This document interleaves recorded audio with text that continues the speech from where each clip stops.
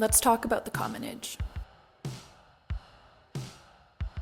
Over 7 kilometers from Vernon City core thrives the Commonage, a critical wildlife corridor and one of the Okanagan's last remaining grasslands.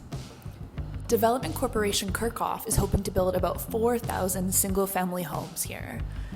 And while there's no denying the need for good and affordable housing in Vernon, this development is neither good nor affordable.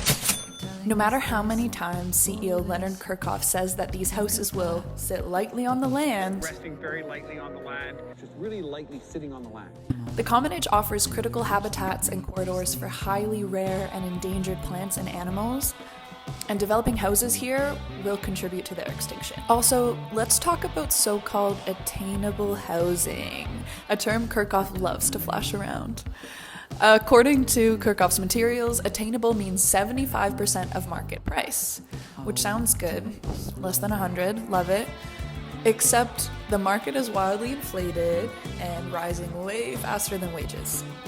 Affordable housing is ultimately based on income, not the market. Oh, and by the way, only 46% of the units Kirchhoff is proposing are so-called attainable. Flashy language does not lower costs. 580 Commonage is not affordable housing. It just sounds like it. Don't let Kirchhoff pull the wool over your eyes through the magic of marketing. Adding insult to injury, this development would require the maintenance of more extensive roads, water lines, sewer pipes, stormwater systems, snow clearing, waste collection, slope stabilization, and fire and emergency services. Paid for by Vernon taxpayers.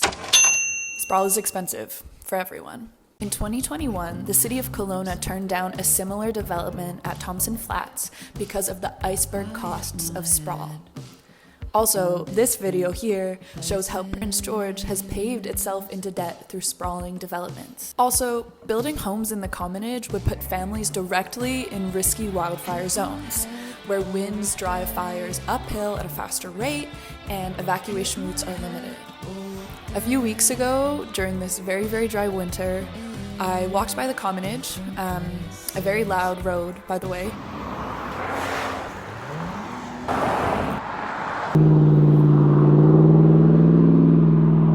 And it took me about 5 minutes to find 30 cigarettes and 5 fireworks in the ditch.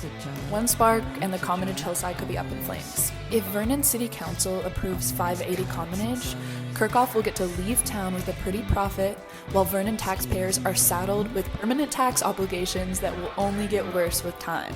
The good news is, it's not an either-or situation. We don't have to pick between a terrible development plan and no more housing. There are more financially responsible ways to address the very real housing crisis and bring in developers who use best planning practices, and these are already laid out in Vernon's official community plan. However, council is considering dramatically amending this plan and opening the door for 580 Commonage and more hillside development.